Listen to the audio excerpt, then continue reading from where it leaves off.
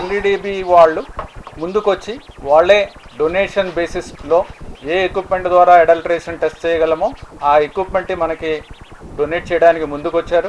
ఆ ఎక్విప్మెంట్ ఖర్చు 75 లక్షలు. అది కూడా డిసెంబర్ జనవరిలో తప్పకుండా వస్తుందని ఆశిస్తున్నాము. అలాగే సెంట్రల్ గవర్నమెంట్ నుంచి కూడా తిరుమలలో ఎఫ్ఎస్ఎస్ఐ ల్యాబ్ ఏర్పాటు చేయడానికి కూడా వారు ముందుకొచ్చారు. ఇప్పటికే మనకున్న బిల్డింగ్ అది ఐడెంటిఫై చేసి వాళ్ళకి లెటర్ రాయడం జరిగింది. తద్వారా వాళ్ళు త్వరలోనే ఎఫ్ఎస్ఎస్ఐ ల్యాబ్ ఎస్టాబ్లిష్ చేయడానికి కూడా చర్యలు తీసుకుంటున్నారు. ఈ విధంగా మనం తీసుకునే ఆవు నెయ్యి స్వచ్ఛతకు సంబంధించి ఎక్కడా కూడా సందేహాలు అవసరం లేదు. ప్రస్తుతం తీసుకునే నెయ్యి చాలా స్వచ్ఛమైనది.